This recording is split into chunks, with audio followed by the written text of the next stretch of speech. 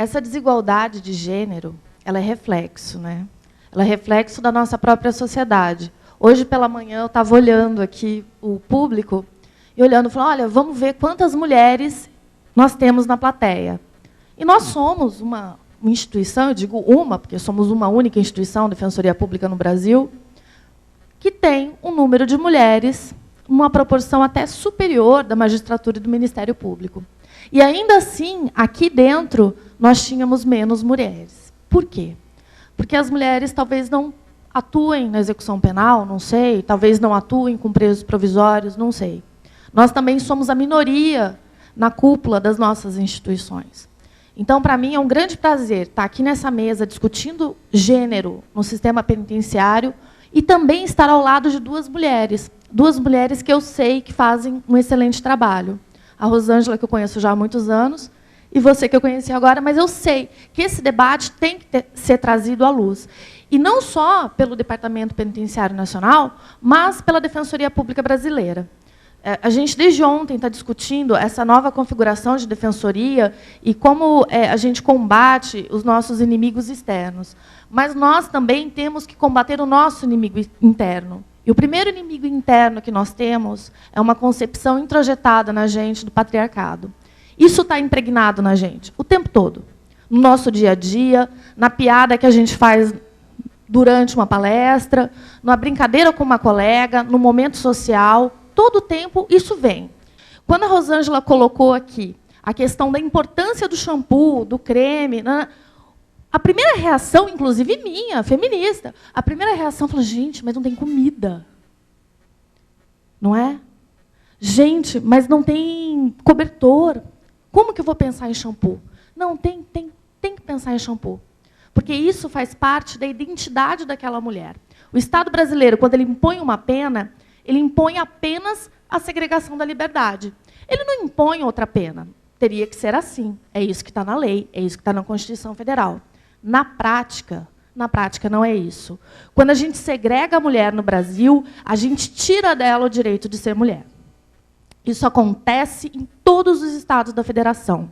Isso acontece também nas carceragens que têm presos provisórios federais. Eu sou defensora pública federal, então, assim, acaba que a minha fala acaba contaminada por essa minha ótica das presas provisórias federais. Essa é a primeira questão. Então, toda essa questão do debate do gênero, ele passa, na minha concepção, por dois aspectos. Primeiro, a questão da saúde da mulher. Segunda, a questão da arquitetura prisional, que a Rosângela até já fez uns apontamentos. Maternidade. E o quarto, que é uma questão da manutenção dos vínculos familiares. O defensor público, quando ele vai prestar assistência jurídica à presa, seja ela condenada ou provisória, ele vai notar essa especificidade em relação aos assistidos homens, além das questões da execução penal. A saúde. Vejam só, o SUS ele recomenda, né, a realização de alguns procedimentos básicos em relação à saúde feminina. Hoje, no Brasil, isso é completamente ignorado. Os estabelecimentos prisionais femininos ou mistos não contam com a saúde direcionada para o público feminino. Mamografia? Ilusão, né? Ginecologista? Não precisa. E aí vem os relatos mais escabrosos dos nossos assistidos, né? Desde o parto algemado até a ausência completa do fornecimento de absorvente. A mulher que não conta com a visita e com o apoio da sua família, ela não tem o fornecimento do absorvente por muitas unidades da federação. A gente sabe disso. Então, a situação realmente é muito ruim. Em relação à arquitetura prisional, a Rosângela disse, essa lei é tão importante que foi promulgada ontem, por isso. Porque os estabelecimentos no Brasil que segregam mulheres, eles têm uma arquitetura projetada para homens. O que isso significa? Significa que eles não têm espaço de convivência destinado à mulher, significa que eles não têm berçário, significa que eles não têm creche, significa que eles não têm absolutamente nada direcionado para essa questão feminina. E aí entramos no terceiro problema, que é a maternidade. Isso nos é tão caro, isso dói tanto. Porque quando a mulher é segregada, e já perde toda a identidade. Tiram dela todos os seus adornos, né? Tiram dela a sua feminilidade, segregam ela do seu convívio familiar, além de tudo, tiram dela o direito de ser mãe. Porque é isso que acontece com as presas grávidas no Brasil. Elas são presas e elas permanecem com seus bebês até 6 meses. É aquilo que você disse. O tempo mínimo vira o máximo na prática. O Brasil é signatário, enfim, de vários tratados internacionais, e a gente tem as regras de Bangkok que têm ampla e deveriam ser aplicadas no Brasil. Na prática, a gente sabe que isso não acontece. Eu sou uma fervorosa defensora desse aspecto de se pedir toda presa que é presa em flagrante ou condenada grávida, ela tem o direito de que seu defensor, né, o defensor público que assiste ou o advogado, faça para ela o pedido de prisão domiciliar. Por quê? Porque é o melhor para ela, porque é o melhor para o bebê, porque está lá nas regras de Bangkok, ela tem esse direito de poder amamentar o seu filho até os 2 anos. Isso é uma recomendação da Organização Mundial de Saúde. Até os 2 anos, a criança tem o direito de ser amamentada. Como que ela vai ser amamentada até os 2 anos, se no Brasil se tira daquela mãe aos 6 meses? Quer dizer, enfim, por enquanto, a gente sabe que o judiciário é extremamente conservador e não defere rotineiramente esses casos. Nós temos poucos casos de deferimento, normalmente em questões muito pontuais, uma gravidez de risco ou uma criança com deficiência. Eu mesma só consegui nesses 2 casos. Das presas estrangeiras, que são o meu métier ali, é muito mais difícil. Mas eu peço aos colegas dos estados, continuem fazendo os pedidos. É muito importante. Eu acho que tem que chegar um momento que essa discussão seja da sociedade brasileira. O Caio apresentou os números, mas eu também os trouxe. A situação do encarceramento feminino no Brasil é tão esdrúxula que o aumento, desde a edição da última lei de drogas, que é de 2006, até hoje, o aumento é de mais de 500%. Quer dizer, a seletividade do direito penal está redundando no aprisionamento de mães. Hoje, 85% das mulheres presas são mães. 85% hoje. Então, algumas já tinham filhos antes da prisão, mas 85% são mães. Dessas, 65% são mães solteiras, ou não têm contato com os pais de seus filhos. E isso reflete também no tratamento penitenciário. Então, a pena para a mulher, a pena para a nossa assistida é muito mais pesada, certamente, porque ela não priva só a liberdade, ela também retira a convivência familiar. Em relação às crianças, né, assim, infelizmente, Rosângela, o que eu sei e os dados que eu tenho são que essa prática de algumas varas da infância é comum. Infelizmente, é comum. Os juízes de execução penal não têm não existe um grupo de trabalho misto em alguns estados com as varas de infância. As crianças são efetivamente retiradas de suas mães, são colocadas no abrigo, porque, novamente, se são mães solteiras, se 65% não têm o contato com os pais de seus filhos, ou muitos pais estão também presos, quem socorreria essa criança? A família materna, que muitas vezes não tem condição, então a criança vai para o abrigo. A criança não vai ficar institucionalizada durante o tempo em que aquela mulher está cumprindo pena. Né? A pena de tráfico internacional hoje, a pena mínima é 5 anos, e daí a fala do Caio, o quanto é importante a Defensoria Pública trabalhar pela aplicação do parágrafo 4º do 33, numa proporção maior para quem é mulher. Isso é uma questão de gênero, isso é uma questão que a sociedade não pode fechar os olhos. São crianças que estão institucionalizadas ou abandonadas à própria sorte. E aí eu vou, aproveitando a presença do padre Valdir, eu não posso deixar de falar do brilhante trabalho que o ITTC faz em São Paulo, porque isso também, além de tudo, do pior, do pior, do pior, do pior, nós temos a questão das presas estrangeiras no Brasil.